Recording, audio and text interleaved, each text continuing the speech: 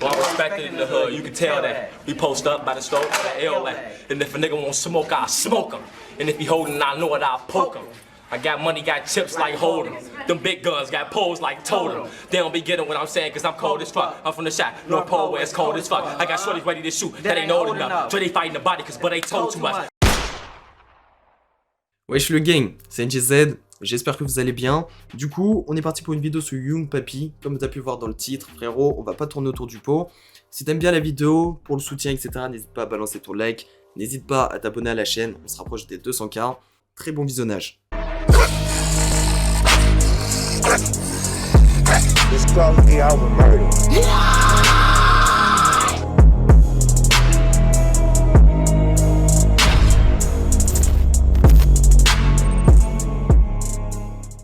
Shakon Thomas, alias Young Papi, pour ceux qui connaissent pas, c'était un mec de gang, aussi un rappeur, et c'est clairement l'un des blazes qui ressort le plus quand on parle de la drill à Chicago.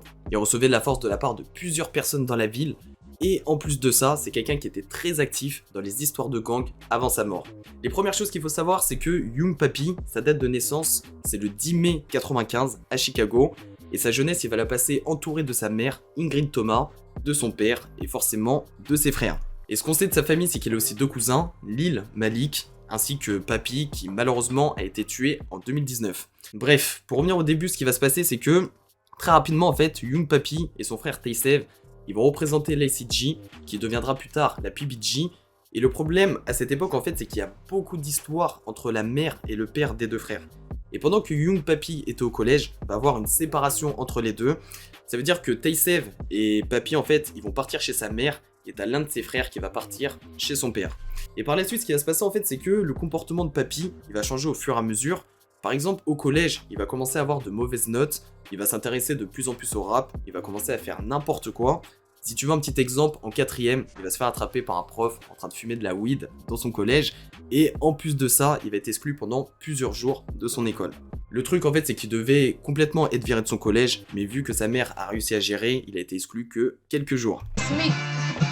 Young Pep, let me upgrade you. Bitches wanna fake when they see me. Shit, look at my life, and these niggas wanna be me. Iced out, got my ass free.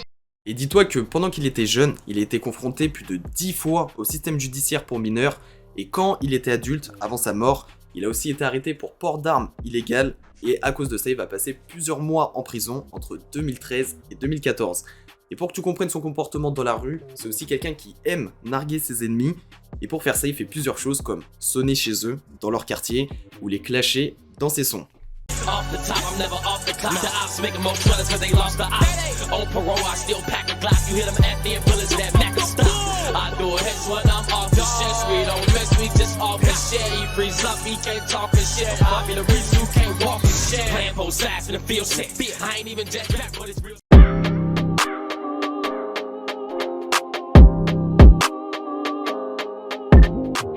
Au niveau de la musique, son parcours musical, il est plutôt simple.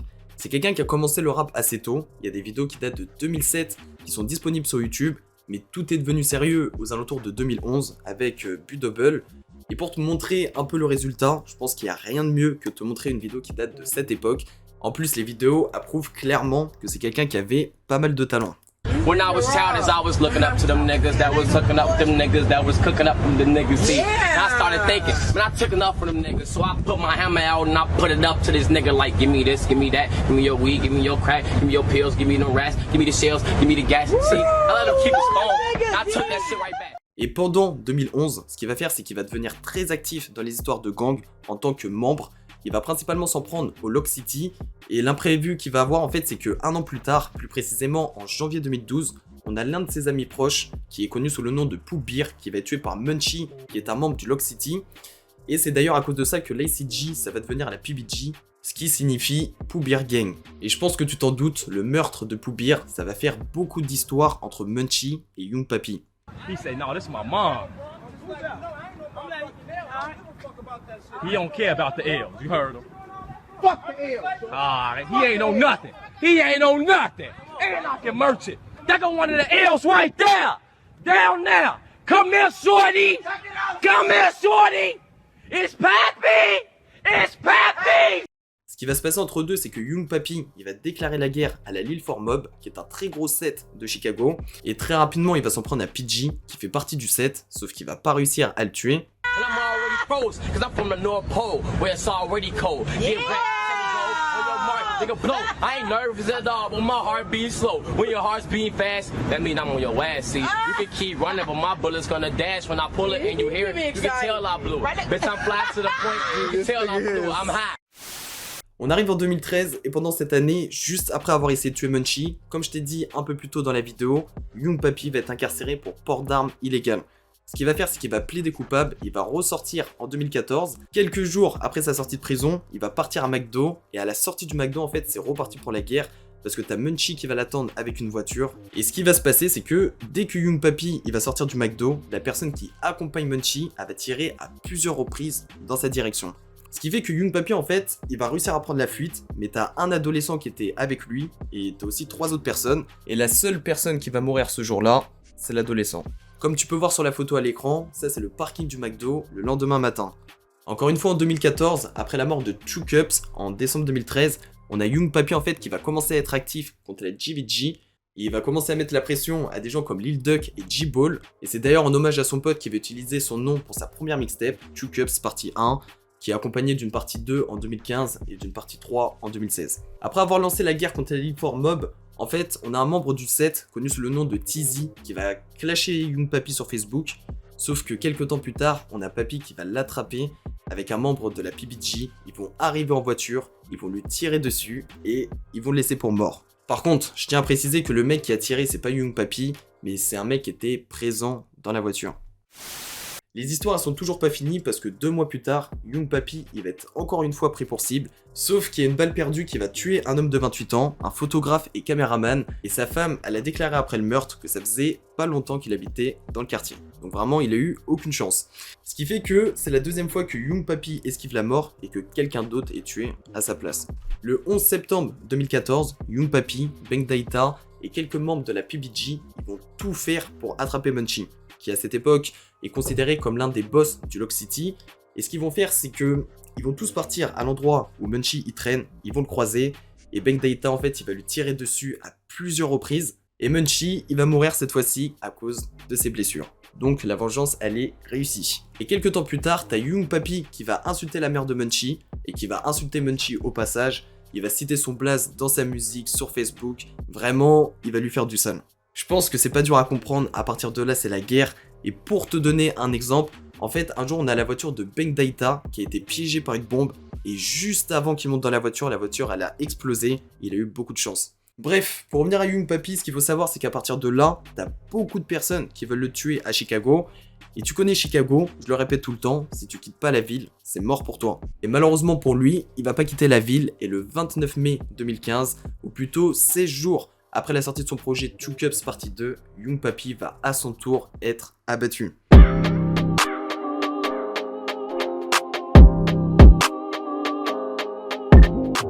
Alors, le problème à partir de là, c'est que je te cache pas, l'histoire date de 2015, mais on sait toujours pas ce qui s'est réellement passé. Il y a que quelques théories qui tournent en fait.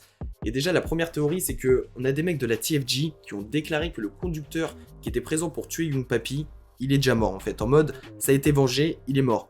Après on a le frère de Young Papi, Taysave, qui a déclaré à plusieurs reprises que Young Papi a été tué par la police de Chicago, et qu'en fait la police de Chicago, ils ont donné sa position à ses ops pour qu'ils le tuent juste après. Et ce qu'il faut savoir, parce que je pense que là tu te dis comment ça la police de Chicago et tout, mais en fait le truc c'est que la police de Chicago, il y a plein d'histoires qui tournent. Et pour que tu captes le truc, je vais t'expliquer une petite histoire. Quelques jours avant la mort du rappeur, la police ils avaient débarqué à l'immeuble de son père pour arrêter 33 personnes, et ils avaient déclaré que s'ils étaient venus sur place, c'est parce qu'ils avaient reçu des tirs venant de cet immeuble, et quelques temps plus tard, ils ont changé de version, ils ont déclaré que les tirs, ça venait d'un autre immeuble qui était derrière, que ça avait rien à voir avec celui-là, et qu'en fait, ils ont jamais été pris pour cible. Donc c'est très bizarre. Mais bref, on va pas se mentir que Young Papi, il est mort en mai 2015, mais s'il n'était pas mort en mai 2015, t'avais aussi beaucoup de personnes qui étaient bien placées, qui étaient en train de préparer de gros plans pour le tuer. Donc c'était juste une question de temps, vu qu'il n'a pas quitté la ville.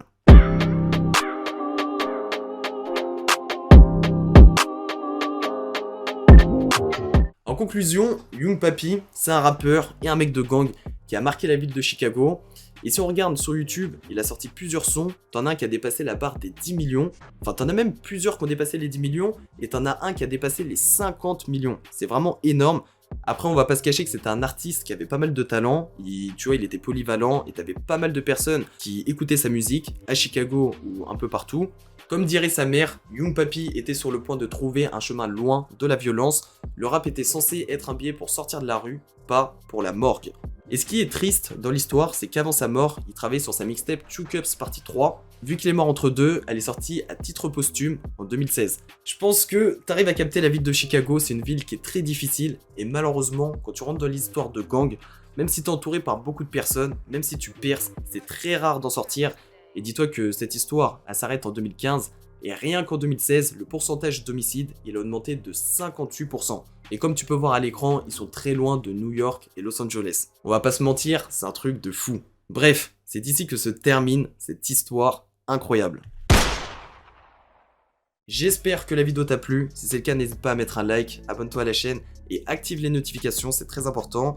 On se rapproche des 200K, partagez au maximum. N'hésitez pas à me rejoindre sur Instagram, il y a le compte actualité qui tourne tous les jours. Ça va faire bientôt 2 ans. Donnez-moi un maximum de rappeurs dans les commentaires pour les présenter par la suite, que ce soit des mecs de Floride, Chicago, des Antilles, de France, de n'importe où. On se retrouve bientôt, c'était NGZ, gang. Je devais arrêter de fumer le gaz. J'ai son nom de famille en médaillon. Là, coca dans la mule au fond du car. Le boss la récupère à Gare de Lyon. Il récup, il découpe, ensuite il revend au bolos. Au final des adresses, y'en a un tas. Ils t'attendent où tu crèches, 5 dans le polo. Mais sur collatéral, y'en a un tas. Il pète sa loque qui fait plus du tonnerre. D'après la proc, les services le connaissent. Le shit ça a moché mais gère des paquets. Tes négros sont fous.